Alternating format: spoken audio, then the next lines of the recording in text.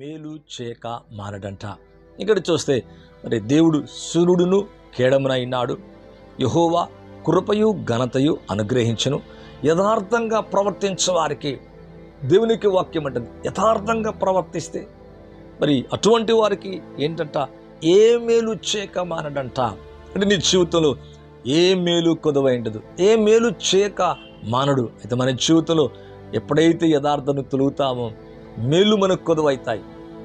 అయితే ఎప్పుడైతే మనం యథార్థంగా జీవిస్తామో మన జీవితంలో ఏ మేలు చేయక మానడు. ఈ లైవ్ చూస్తున్న మీ జీవితంలో దేవుని యొక్క బలమైన కార్యాలు జరుగునుగాక. ఏ విషయంలో కూడా ఆత్మీయకంగా శారీరకంగా ఒకవేళ నీ జీవితంలో ప్రార్థన కొదువైపోయిందా, వాక్యాన్ని వినటంలో మరి సరిగా లేవా, లేదా ఆత్మీయతలో మరి నీ జీవితంలో ఆత్మీయంగా కొదువైన జీవితాన్ని జీవిస్తున్నావా? అయితే ఇక్కడ అంటున్నాడు, ఏ మేలు యథార్థంగా ప్రవర్తించే వారికి ఏ మేలు కూడా కొదవ చేయడంట. ఈ లైవ్ చూస్తున్న మీ జీవితంలో, మీ ఇంటిలో కానీ కుటుంబంలో కానీ ఎటువంటి విషయంలో కూడా ఏదైతే కొదవుందో ఆ కొరతలన్నీ, ఆ కొదవలన్నీ దేవుడు తీర్చగలడు. ప్రియులారా, మరి చూద్దామా లూకా సువార్త, మనందరికీ కూడా బాగా తెలిసిన విషయాలు. 2వ అధ్యాయం, యోహాను సువార్త 2వ అధ్యాయం, మరి కొన్ని వచనాలు చదువుతానండి. 3వ దినమున గలీలోని కానాను ఊరిలో ఒక వివాహము జరిగిను. యేసు తల్లి అక్కడ ఉండెను. యేసునైన శిష్యులు ఆ వివాహమునకు పిలువబడిరి. ద్రాక్షరసం అయిపోయినప్పుడు యేసు తల్లి వారికి ద్రాక్షరసం లేదని ఆయనతో చెప్పగా, యేసు ఆమెతో, అమ్మా, నాతో నీకేం పని, నా సమయము ఇంకా రాలేదు. ఆయన తల్లి పరిచారకులను చూచి, ఆయన మీతో చెప్పునచ్చాడు, యూదులు శుద్ధికార ఆచార ప్రకారం 2-3 పట్టు 6 రాతి బాణలు అక్కడ ఉంచబడి ఉండెను.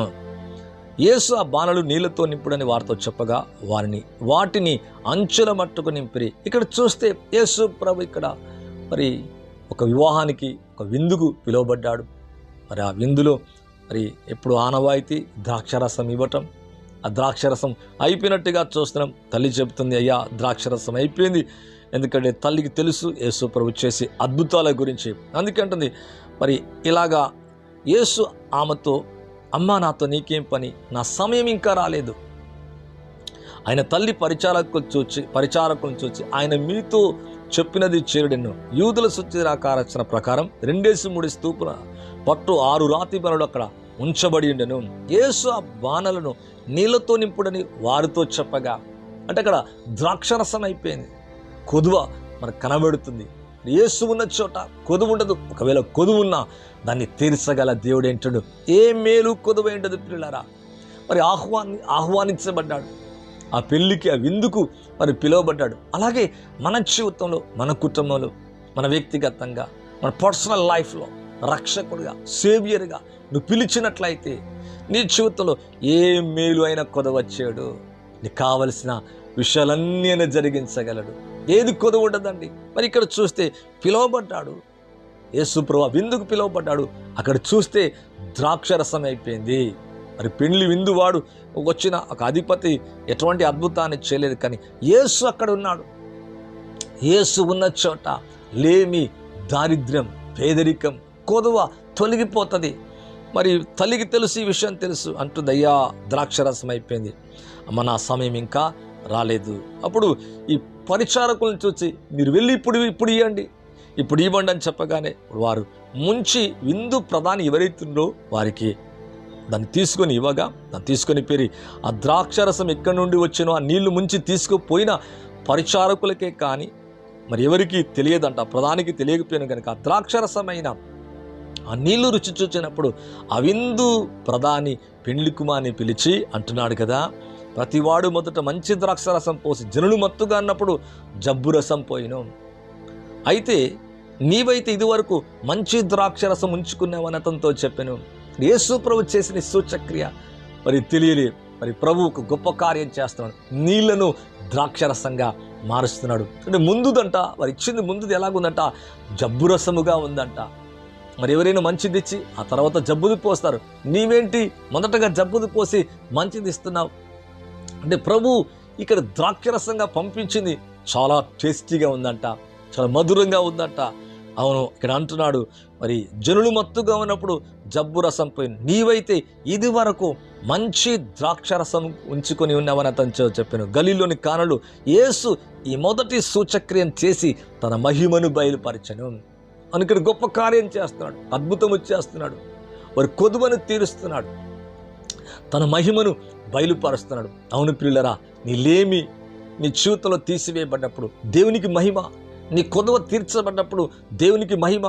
అవును ప్రియులారా, మరి ఇక్కడ చూస్తే ఈ విందుకు వచ్చినప్పుడు ఒక సూచక్రియ, మొదటి సూచక్రియ అంటే గలీలీలోకి వచ్చినప్పుడు ఇక్కడ జరిగిన మొదటి సూచక్రియ, యేసు మొదటి సూచక్రియ చేసి తన మహిమను బయలుపరచెను.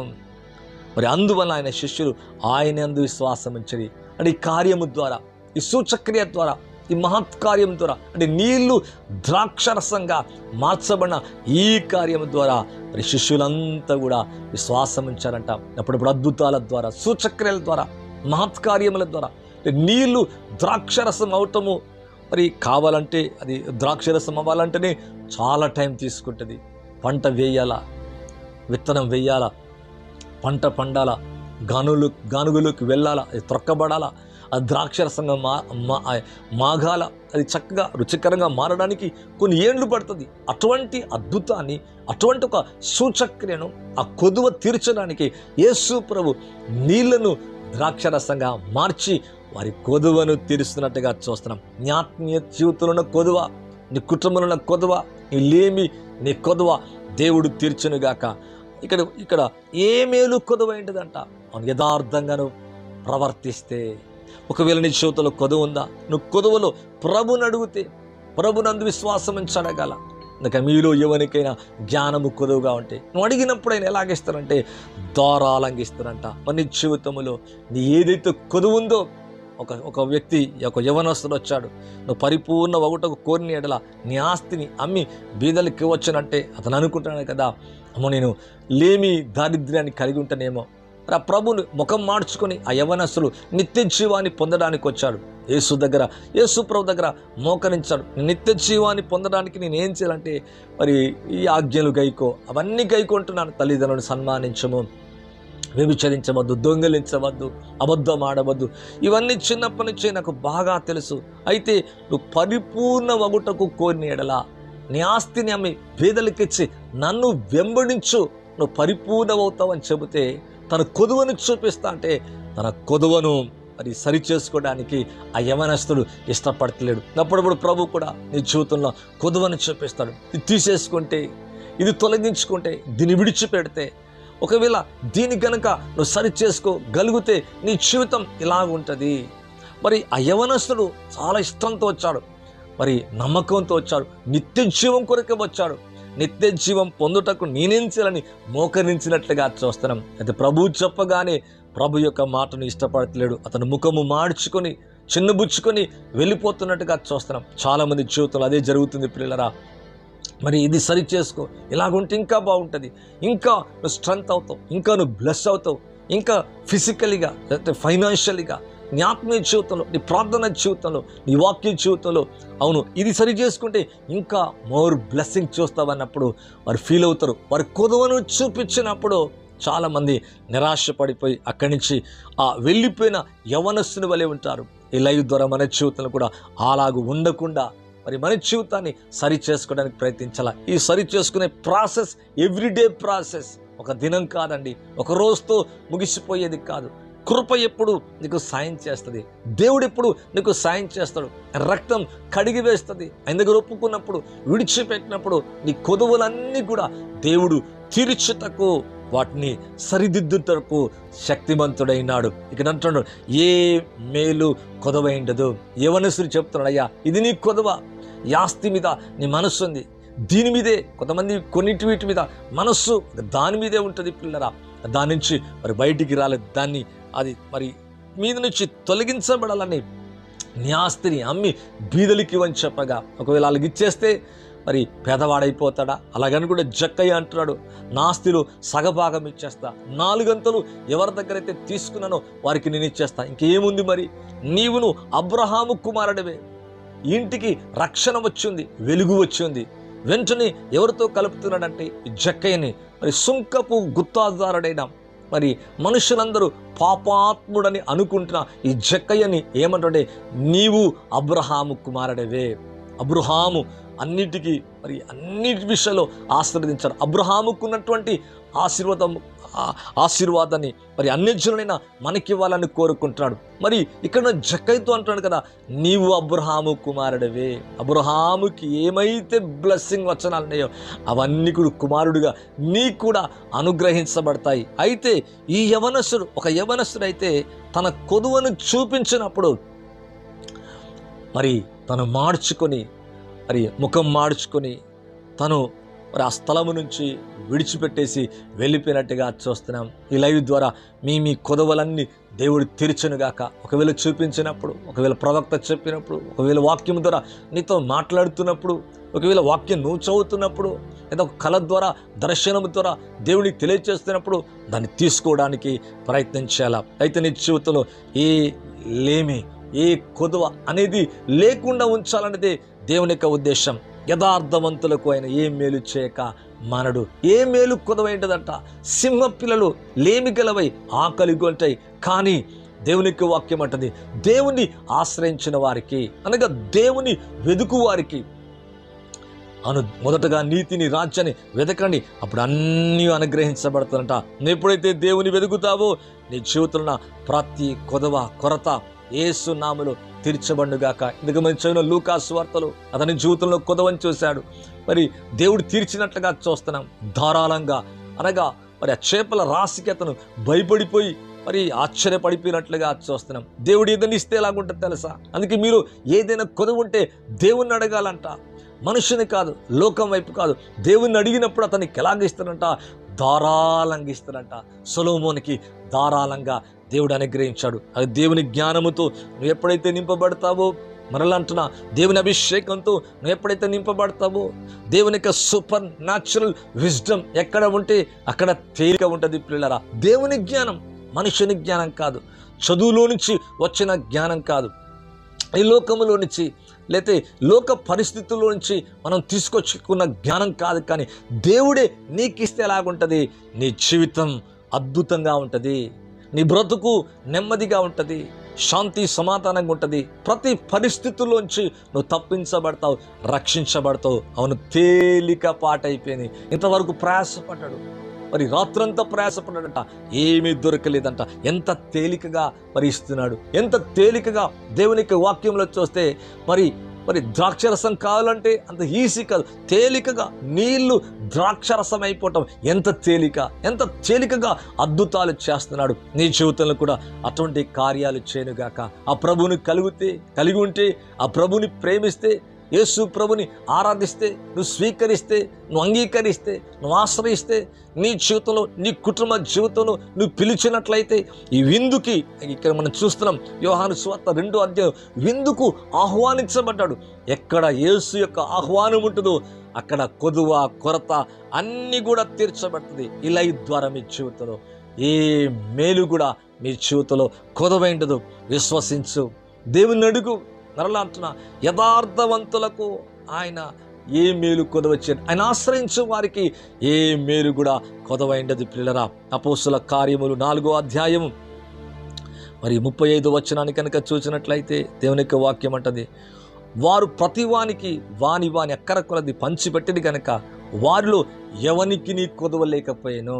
అది దేవుని బిడ్డలు చేసే మంచి పని. ఇక్కడ చూస్తే వారు ప్రతివానికి వాని అక్కర కొలది పంచిపెట్టిరంట కనుక వారిలో ఎవనికంట.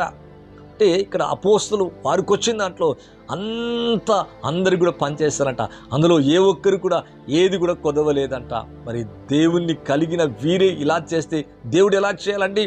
మరి దేవునికి వాక్యం అంటుంది, వానిలో ఎవనికి కొదవలేకపోయాను. ఇలా చూస్తారా? మీ జీవితంలో ఏ మేలు కూడా కొదవై ఉండదు పిల్లలారా. నీ ఆత్మీయ జీవితంలో, నీ కుటుంబ జీవితంలో, నీ ఆర్థిక విషయాల్లో కూడా ఎటువంటిది, నీ పిల్లల జీవితంలో ఎటువంటి కొదవలేని జీవితాన్ని దేవుడు నీకు నాకు ఇవ్వాలని కోరుకుంటున్నాడు. లైవ్ ద్వారా మీ జీవితంలో ప్రతి కొదవ దేవుడు తీర్చునుగాక, నెమ్మది ఇచ్చునుగాక, మీకు సంతోషాన్ని ఇచ్చునుగాక, మంచి ఆరోగ్యాన్ని ఇచ్చునుగాక, దీర్ఘాయుషు కలుగునుగాక. మీ బలహీనతలు యేసు క్రీస్తు నామములో మీ శరీరం నుంచి తొలగిపోనుగాక. అందుకే ఆయన పొందిన దెబ్బల చేత మనకు స్వస్థత, ఆయన కార్చిన రక్తములు పాప క్షమాపణ, ప్రియులారా ఆయన మరణ పునరుద్ధానముల ద్వారా జీవాన్ని, నిత్య జీవాన్ని పొందుతున్నాం. అవును, దేవుడు త్వరగా వచ్చి ఈ సమయంలో నీ జీవితంలో ఏ విషయములో కూడా ఆత్మీయ విషయములో కొదవలేని జీవితాన్ని నువ్వు జీవించాలని కోరుకుంటున్నాడు. కనుక ఇక్కడ చూస్తే వారు ప్రతి వానికి వాని వాని అక్కర కొలది పంచిపెట్టారంట. మరి యేసుప్రభు ఒక దినాన మరి దేవునికి వాక్యాన్ని బోధిస్తున్నప్పుడు అనేకులు ఆకలి చేత మరి మూర్ఛిల్లిపోదురేమని మరి తిరిగి వెళ్ళిపోతుండగా 3 దినాలంట. మరి వెళ్ళిపోతున్న సమయంలో వారికి అంటున్నాడు, అయ్యా మీరే ఆహారం పెట్టండి. ఇంతమందికి ఎలా చేయగలం? మన దగ్గర ఏముంది? ఎవరి దగ్గర ఏముందంటే ఒక చిన్న పిల్లవాడు తీసుకొస్తున్నాడు 5 రొట్టెలు, కొన్ని చేపలు. వాటిని విరిచి ఇవ్వగా, కృతజ్ఞతాస్తుతులు చెల్లించి ఇవ్వగా, వారందరూ తినగా తృప్తి నొందగా, ఇంకా దేవునికి వాక్యం అంటుంది ఇంకా 12 గంపలు మిగిలిపోయినంట. ఎంత అద్భుతం! కొదవలేకుండా, అసలు ఏమీ లేదు అక్కడ. మరి దేవునికి వాక్యం అంటుంది 5 రొట్టెలు, కొన్ని చేపలు. మరి యేసు ప్రభు చేతిలోకి రాగానే కొరత తీరిపోతుంది ప్రియులారా. వాటిని విరిచినప్పుడు, వాటిని ఇచ్చినప్పుడు దేవుడు తండ్రి దేవునికి కృతజ్ఞతాస్తుతులు చెల్లించి అందరికీ పంచిపెట్టగా, అందరికి ఇవ్వగా అదే గుణం ఎవరికి వచ్చిందంటే ఈ పంచిపెట్టే గుణం దేవుని మరి బిడలైన అపోస్తులకు వచ్చింది. ఈ పంచిపెట్టే స్వభావం ఎక్కడ చూశారంటే యేసు ప్రభులో చూచారు. మరి పంచిపెడతా ఉంటే అద్భుతము జరిగింది. పంచిపెడతా ఉంటే అందరి కొరత తీర్చబట్టమే కాదు, కొరత కొదవలేని జీవితం కూడా వారి జీవితంలో కలిగింది. యేసు ప్రభు భూమి మీద ఉన్నప్పుడు ఏం చేస్తారంటే మరి 5 రొట్టెల్ని 2 చేపలు మరి తీసుకొని వాటి విరిచి ఇవ్వగా అందరూ తిన్నారంట. అందరూ తృప్తి నొందినట్ట. ఈ చిన్న బిడ్డ చూడండి ఎంత మంచివాడు. ఎవల రొట్టెలు 5 రొట్టెలు మరి కొన్ని చేపలు తీసుకొచ్చి మరి ఇచ్చినప్పుడు మరి ఎంత చక్కగా ప్రభు చేతిలోకి పెట్టాడు. వాటిని ప్రభు చేతిలోకి అవి రాగా వాటిని విరిచి ఇవ్వగా అందరు తినగా, తృప్తిగా తినగా, ఇంకా ఎన్ని మిగిలిపోయినంటే 12 గంపలంట. అవును ప్రియులారా, మన జీవితంలో 12 తరాలకు ఆశీర్వాదకరంగా ఉందిగాక. 12 నెలలకు, 12 సంవత్సరాలకు దేవుని రాకడ వచ్చినంత వరకు ఇక్కడ మిగిలిపోతున్నాయి, తరగట్లేవంట. తినగా తృప్తి నొందగా ఎన్ని వేల జనసమూహం, 5,000 కంటే ఎక్కువైన అక్కడ పురుషులు ఉన్నారు, 5,000 మంది కంటే ఎక్కువ ప్రజలు ఉన్నారు పిల్లరా. ఇక పిల్లలు ఏమి, ఇంకా స్త్రీలేంటి, అక్కడ వారందరినీ కూడా లెక్కిస్తే చాలా జనసమూహం, 5,000 మంది కంటే ఎక్కువైన ఈ ప్రజలకు 5 రొట్టెలు ఎలా సరిపోతాయి? ఎలా వారి కొదువను తీర్చగలం? మరి ఎలా వారికి మేలు చేయగలం? మరి ఇక్కడ యేసు ప్రభు తన చేతిలోకి ఆ కొద్దివి రాగా వాటిని విరవగా వాటి కృతజ్ఞతాస్తుతులు చెల్లించి అంటే థ్యాంక్స్ గివింగ్ చేసి ఇవ్వగా వారందరూ తిని తృప్తి నొంది ఇంకా మిగిలిపోయినట వారి కొరతను తీరుస్తున్నాడు. మన ఆత్మీయకంగా, శారీరకంగా మరి మంచి ఆహారం ఇచ్చి ఇక్కడ ప్రజల్ని తృప్తిపరిచి పంపిస్తున్నాడు. ఇంకా దేవునికి వాక్యం అంటుంది ఇంకా మిగిలిపోయినాయి అంట. నీ జీవితంలో కూడా నీ కొదువులన్నీ తీరి మిగిలిపోనుగాక, సమృద్ధిగా మిగిలిపోనుగాక. అందుకే బైబిల్ అంటుంది గొర్రెలకు జీవం కలుగుటకు, సమృద్ధిగా కలుగుటకు నేను వచ్చి తిని. యోహాను సువార్త 10:10 కనుక చూచినట్లయితే అంటే నీ దారిద్ర్యం, నీ పేదరికం ఒకవేళ నిన్ను తరుముకుంటా వస్తుందేమో, అనేక సంవత్సరాల నుంచి వేదనతో ఉన్నవేమో, వ్యాధితో ఉన్నవేమో, భయముతో ఉన్నవేమో, మరి లేమి దారిద్ర్యం నిన్ను విడిచిపెడతలేదేమో. అందుకే ఇక్కడ యెహోవా నా కాపరి, నా జీవిత కాలమంతా కృపా క్షేమాలే నా వెంట వచ్చుచున్నవి. యేసు ఉన్న చోట, యేసు చేతులకు ఇవ్వబడ్డ చోట, యేసు ఉన్న దోనెలో, యేసు ఉన్న వివాహపు విందులో, యేసు ఉన్న ఆ జన సమూహంలో ప్రజల యొక్క కొరత ఎలా తీరుస్తున్నాడో మనకు అర్థం కాల. అదే నీలో ఉంటే, అదే దేవుడు నీతో ఉంటే, అదే దేవుడు, అదే ప్రభు, అదే రక్షకుడైన ఆ క్రీస్తు, ఆ రక్షకుడు, ఆ పాప విమోచకుడు నీలో కనుక ఉన్నట్లయితే నీ జీవితం కూడా ఎంత ఆశీర్వాదం ఉంటుంది, ఎంత దీవెన ఉంటుంది. నీ లేమి, నీ దారిద్ర్యము తొలగిపోనుగాక. ఏదైతే నీ బాడీలో ఇంకా నేను బాధిస్తుందో అది తొలగిపోనుగాక. ఏదైతే నీ స్పిరిట్లో కొదవైందో యేసు నామములో అది వెడలిపోనుగాక. అవును, ధారాళంగా ఇచ్చే దేవుడు. అవును, ఇక్కడ చూస్తే అందరికీ పంచిపెట్టారంట వారు. ప్రభు కూడా అలా చేశాడు. ప్రభు చేసింది వీరు చేస్తున్నారు పిల్లరా. వారు పంచుతున్నారంట. అక్కడున్న వారందరికీ పంచగా అందరూ తృప్తి పొందారు. ఇంకా మిగిలిపోయినాయి. ఈ దినం నుంచి అలా జరుగునుగాక, ఈ రోజు నుంచి అలా స్టార్ట్ అవునుగాక. నీ పేదరికం యేసునామములో ఆగిపోనుగాక, దరిద్రం యేసునామములో తొలగిపోనుగాక, వ్యాధి నీ శరీరాన్ని విడిచి వెళ్ళిపోనుగాక, నీ ఆత్మలో శరీరములో మనసులో నెమ్మది కలుగునుగాక. యేసునామములో ప్రవచిస్తున్న ఏ మేలు కొదువై ఉండదు. అవును, ఆయన యందు భయభక్తులు గల వారికి సింహ పిల్లలైన లేమిగొంటై, ఆయన యందు భయము భక్తి గల వారికి ఏ మేలు కొదువై ఉండదు. యథార్థంగా ప్రవర్తించే వారికి, ఆయన పిలిచిన వారికి, ఆయన అడిగిన వారికి, ఆయన ఆహ్వానించిన వారికి, ఆయన ఎక్కడి నుండి అక్కడ మరి కొదువ లేని జీవితాన్ని మరి నీకు నాకు ఇవ్వాలని కోరుకుంటున్నాడు. ఒకవేళ నీలో ఏదైనా కొదువు ఉంటే ఆ ప్రభుని అడగచ్చు. నేను సంతోషంగా ప్రభు నీ జీవితంలో నా జీవితంలో మరి నీ కొదువలు తీర్చి నీకు నెమ్మదిస్తాడు. అవును ప్రియులరా, ఏ మేలు కొదువై ఉండదంట. ఈ లైవ్ ద్వారా మరి మీ జీవితంలో అటువంటి కార్యాలు, అటువంటి అద్భుతాలు జరిగించునుగాక. మరి మీ జీవితంలో కూడా మరి ఏ మేలైతే ఎదురు చూస్తున్నావు, ఏ మేలు కొదువైందో, మరి ఏ మేలు కొదువలేనటువంటి జీవితాన్ని ప్రభు నీకు నాకు ఇవ్వాలని కోరుకుంటాడు. మరి ప్రార్థిద్దామా, ప్రభువుని అడుగుదామా. ప్రభా, ఈ విషయంలో నా జీవితం కొదువుగా ఉందయ్యా, కొరతగా ఉంది నాయన, తక్కువగా ఉంది ప్రభా.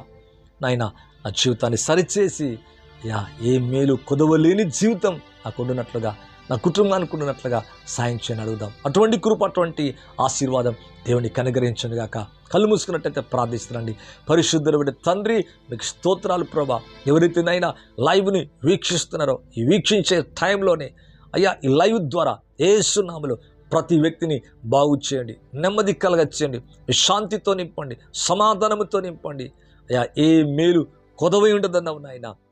అవును తండ్రి, అయినా సింహ పిల్లలు అయ్యా తండ్రి లేమి గలవై ఆకలి కొంటాయి, కానీ మీ యందు భయభక్తులు గలవానికి ఏ మేలు కొదవై ఉండదన్నావు ప్రభా. మీ నామములో తండ్రి వారి వారి కొదవలు కొరతలు అన్నీ కూడా తీర్చి లేమి కొదవ లేని జీవితం అయ్యా తండ్రి, లేమి లేని జీవితం, కొదవ లేని జీవితం అయ్యా వారందరికీ కూడా అనుగ్రహించమని అయ్యా చివరి దినాల్లో తండ్రి మిమ్మల్ని ఎదుర్కొనే ధైర్యం, పరిశుద్ధత, నీతి, యథార్థత నాయన మా అందరి జీవితంలో తండ్రి, మా ఆత్మలో, మా శరీరములో, మా ఆత్మీయ జీవితంలో అనుగ్రహించమని, రోగులైన వారి మరొకసారి తాకి వారి జీవితంలో ఉన్న ప్రతి కొరతను కొదువని తీర్చి సంతృప్తిపరచమని, దీవించి ఆశీర్వదించమని యేసు క్రీస్తు నామములో అడిగి వేడుకుంటున్నాను తండ్రి. ఆమేన్. నేను నమ్ముతున్నాండి ఈ లైవ్ ద్వారా మీరంతగానో ఆశీర్వదించబడ్డారు. ప్రభు మిమ్మల్ని, మీ కుటుంబాన్ని ఆశీర్వదించునుగాక. లైక్ చేయండి, షేర్ చేయండి, వేరే వారికి తెలియచేయండి. అలాగే ఇది మొదటిసారి అయితే సబ్స్క్రైబ్ చేసుకోండి, మర్చిపోద్దు. అలాగే ఒకవేళ హైదరాబాద్ ప్రాంతానికి దగ్గరగా ఉన్నట్లయితే మా యొక్క మందిరానికి, గ్రేస్ టైమ్ చర్చ్కి మిమ్మల్ని ప్రేమతో ఆహ్వానిస్తున్న ప్రభు మిమ్మల్ని, మీ కుటుంబాన్ని సమృద్ధిగా దీవించి ఆశీర్వదించునుగాక. God bless you. Praise the Lord. Praise the lord.